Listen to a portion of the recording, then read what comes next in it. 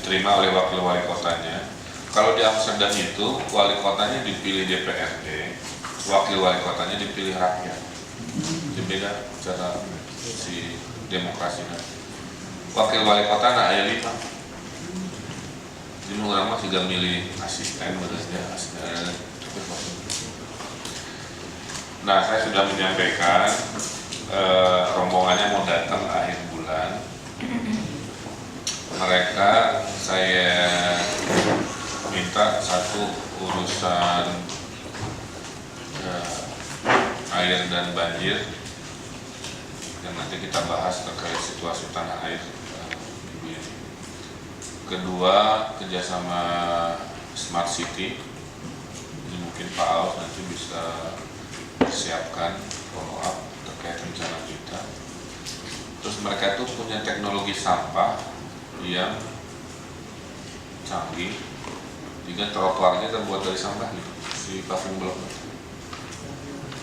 Jadi kreatif mana di tiba-tiba jadi keramik, jadi duit gitu. Nggak hanya waste to energy yang selalu jadi pilihan. Nah ini, harapannya itu tanggal 30 mereka mau datang dan memaparkan poin-poin itu. Saya minta Pak Sekda disposisi untuk kita seminar dengan kelompok. Selamat hari Selasa saya.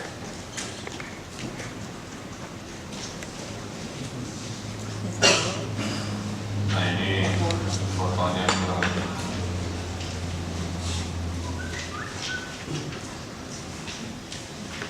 Kemudian di malam harinya saya rapat sambil makan malam dengan Ibu Dubes. Sama juga siapa yang proaktif dia yang mendapatkan rezeki, kira-kira gitu.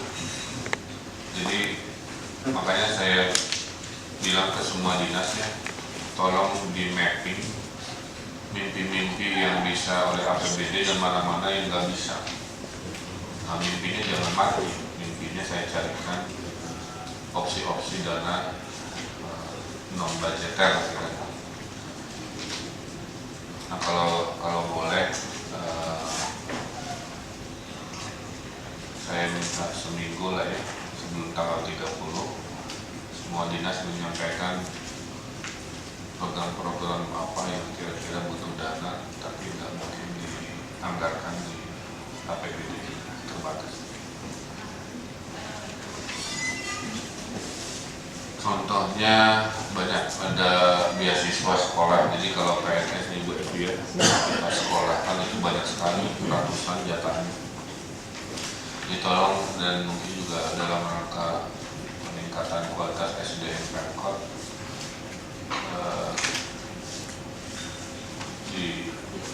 kira-kira berapa yang kalau dikirim tidak mengganggu roda pemerintahan, tapi masih cukup gitu ya. Ke pusat kebudayaannya dan dibantu oleh Profesor Rahmadi, Duta Besar Indonesia di UNESCO, untuk sebenarnya merintis Paris Bandung Sister City, tapi to the point, urusannya adalah kebudayaan. Saya sudah mengundang mereka, jadi bulan September akan ada orang Perancis yang ke Bandung. Nah, saya sudah menitipkan ke Bandungnya itu membuat ruang-ruang kota yang negatif jadi positif, jadi isinya distraksi. Ya, jadi tolong bikin proposal kampung-kampung, ruang-ruang kota dengan DPP ya, diskusikan mana yang butuh, tak gitu yang banyak masalah, tapi coba serahkan ke orang kreatif, kira-kira bisa dijadikan apa, maksudnya titik masa. Dengan harapan saya sebaliknya kita nanti seniman muslimat kita diundang ke kaji. Saya mau tanya, kalau anggaran untuk lasmi udah pasti di lasmi DD udah apa ya? Nanti dilihat ke lu barusan kan sih yang di lasmi yang 20 jadi 10 kalau nggak ada. Oh iya. Tahun bulan 20, 10 tepatnya. Iya turun lah. Karena prosesnya kan ada proses DED dulu kan. DED dulu di pembangunan apa? Satu DED selesai. Jadi satu Tahun bulan 20 apa? pembangunan bisa di anggaran perubahan. Ya, sama. Hanya waktunya hanya sebulan. Itu kita tangan seperti jalan Pak. Kan kunaon di kedai dia lah gitu kan. Jadi DED teh perkiraannya upamanya 3 sasi gitu. Nah, anggarannya masih main murni awal Februari mah Bapak jasa minggu 2015. Fisik mah dari bulan. Ujian. Kena bulan lelang, Tiga bulan. Pembangunan lelang masalah Lelang. Proses konsultan dulu kan. Ya, tahu konsultan dulu. Waktu sama sekali ada kamu muter di waktu Jadi konsultan. sebuah proyek pemerintah itu DED 1 tahun gitu. 4 bulanan. 4 bulan, 10 bulan, 9 Tapi kan harus penunjukan konsultan dulu kan. Disiapkan Konsultan baru proses DED. Nah, akhirnya katakanlah uang PBD diketok pada Februari lah efektif penginternya. Tambah 4 bulan. Tapi 4 bulan. Berarti Februari, Maret, April, Mei. Ini tuh terus DED beres apa baru konsultan terpilih? Perkiraan konsultan terpilih 4 bulan. ya 3 bulanan kan. Baru proses 2 bulanan di sini. Nggak bangun kan Bapak kena pulang. 3 bulan 7 bulan. Kita ngalangkungan 3 bulan biasanya baru. Biasanya Septemberan. Oh, teka bujang. Agustus September baru lelang fisik.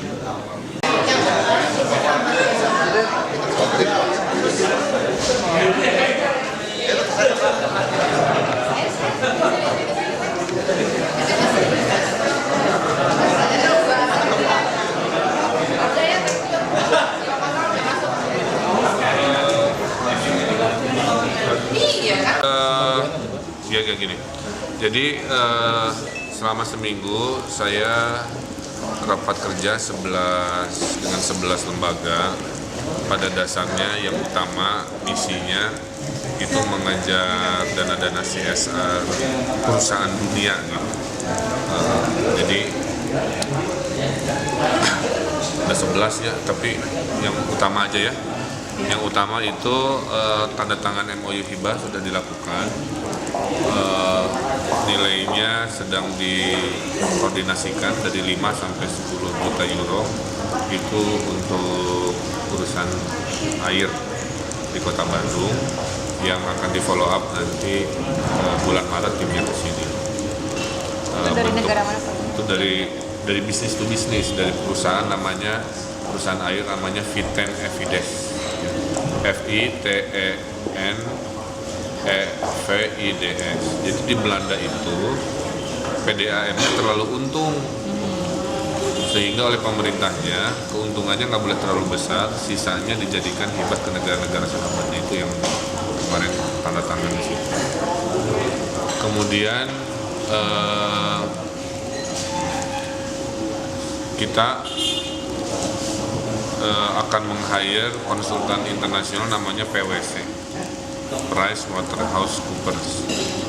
Dia akan menjadi agen kita untuk mencari dana-dana CSR perusahaan dunia.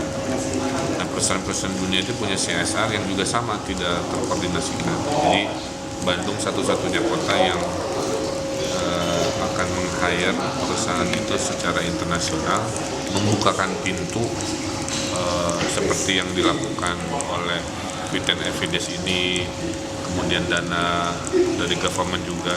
Jadi kita CSR ini tidak akan menunggu, tapi kitanya proaktif dengan cara yang internasional seperti itu. Contohnya kita kan dapat 1,7 triliun dana loan dari government to government yang untuk elektrifikasi pada larang Cicalengka, kemudian rel kereta akan dinaikkan, yaitu dari dana seperti itu. sudah ketemu dengan konsultan tim dari Perancis menitipkan Bandung Skywalk. Jadi pada saat nanti si relnya naik, di bawah dikit rel itu ada jalur kereta, jalur manusia, sehingga Bandung bisa dapat keretanya di atas tanah, dapat pedestrian juga yang satu paket lah, termasuk. Kalau loan mah APBN dari Kementerian rambutnya baru ya. Terus saya rapat kerja dengan tim monorail Jerman, H-Bahn, bisa di Google ya, HBAHN, itu sistem monorail yang digantung, bukan, jadi relnya itu di atas bukan di bawah keretanya. Keuntungannya dia strukturnya lebih ringan sehingga cocok untuk kota Bandung yang tipis-tipis, jalannya sempit-sempit gitu. Nah, di Sub, Pak Riki sedang mempersiapkan dokumen lelang monorail, juga iklan di koran nanti terkait dengan pemilihan investor monorail di kota Bandung dalam waktu kurang lebih 2 bulan. Jadi sudah ada berapa investor? Dulu kan sempat ada yang dari Brazil gitu ya? Ya, ada 4 investor yang tertarik, masing-masing membawa teknologi masing-masing. Kalau dari kita kriterianya pengerjaannya cepat, kita butuh cepat, kemudian dana investasinya yang paling murah supaya tiketnya harganya juga murah, kemudian muatan lokalnya mungkin tinggi ya, supaya bisa dikerjakan di sini. 4 itu dari mana aja Pak? Brazil, Cina, Brazil, lokal, dan yang Jerman itu. Kemudian kita rapat dengan pemerintah Paris, Sister City Bandung Paris akan kita upayakan bulan September tim dari Perancis akan datang untuk memulai proses kerjasamanya. Kemudian dengan Amsterdam kita kerjasama Smart City, karena Amsterdam ini kota yang paling kuat urusan Smart City-nya. Delegasinya akan datang tanggal 30 Januari ke Balai Kota untuk memfollow up hasil pertemuan saya dengan Wakil Wali Kota Amsterdam kemarin. Terkait Smart City, persampahan, ada Amsterdam ini menarik, sampahnya itu bisa jadi barang, jadi paving block, jadi tembok, jadi apalah, jadi ada teknologi yang tidak harus selalu jadi energi seperti itu. Smart City, sampah, termasuk sepeda. Amsterdam ini kota dengan sistem manajemen transport sepeda terbaik sedunia. Gitu. Yang soal monorail tadi nih Pak, itu berarti DED-nya pakai DED yang kemarin ya Pak, DED yang sama pakai dari atau baru lagi disiapkan? Bisa dalam waktu 2 bulan menyiapkan? Oh bukan DED ya. Proposal investasinya Kalau DED-nya DED-nya mana terserah mereka. Setelah mereka menang, mereka bikin sendiri DED. Berarti pembangunan fisik targetnya apa? Ya saya mau pengen secepatnya. Saya menargetkan akhir tahun. Akhir tahun. Terus paling berita lokal mah Kepala Dinas Pendidikan Pak Eli namanya, Pak Eli Setia Permana kalau nggak salah. Eli Setia Permana. Itu ya Pak. Ya, Ya itu Pak. paling rajin aja. Mata kamu bersinar Pak. Kenapa Pak? Oh kenapa Pak Eli? Satu, prestasinya sangat baik, pernah mendapat sebagai PNS teladan, dapat penghargaan dari gubernur karena inovasi pendidikan.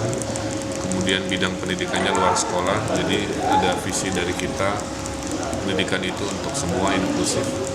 Ketiga, beliau pernah 4 tahun bekerja di pusat, sehingga koneksi ke Depdikbud bisa menjadi upaya yang memaksimalkan. Ketiga, beliau dosen UPI juga, jadi memenuhi harapan aspirasi masyarakat pendidikan, orang yang terbaik secara manajemen, secara latar belakang. Mudah-mudahan menjadi titik awal reformasi pendidikan. kemudian masukan dari UPI dan masukan koalisi pendidikan terkait RPJMD sudah masuk di dokumen draft RPJMD pertama. Kembali ke pendidikan dulu tadi, rektornya sudah diizinkan. Sudah suratnya tadi saya baca. Nah sekarang lagi di gubernur. Gubernur biasanya 3 hari 4 hari. Jadi kira-kira Biasanya di gubernur hanya formalitas. Pelantikan setelah gubernur turun. Jadi kalau gubernur ngasih surat minggu ini paling telat Senin kita lantik kepala dinas pendidikan. Kembali lagi tidak ada politik-politikan ya, seperti yang suka beredar biasanya. Tapi Dewan sempat melihat ini sudah terlalu lama gitu Pak, jangkanya sampai. Oh, mending lama tapi riweh, tapi lama tapi benar. Saya mending lama tapi benar. Jadi nggak usah permasalahkan lagi masalah timingnya karena sudah move on aja, sudah dipilih, kriterianya benar, sesuai prosedur, mari kita bekerja. Hal apa Pak yang harus pertama kali dipikirkan Pak Kadis? Bikin roadmap 2 hal. 1, memberantas penyakit-penyakit di dinas pendidikan. 2, menyiapkan lompatan-lompatan agar Bandung juara dari sisi kualitas pendidikan. Bangsa ini mah nggak bisa maju kalau pendidikannya kayak gini-gini terus. Saya punya mimpi besar membawa lompatan orang Bandung, kuncinya di pendidikan. Dan duit bukan masalah menurut saya. Kalau Pak Nani sendiri Tetap di sekretaris dinas. Dan ada berita baru lagi. Ternyata ada surat edaran dari BKN pensiun diperpanjang sampai 58 dan 60 tahun. Jadi mereka yang biasanya pensiun 56 menjadi 58, yang biasa 58 jadi 60. Yang 60 itu untuk yang eselon 2.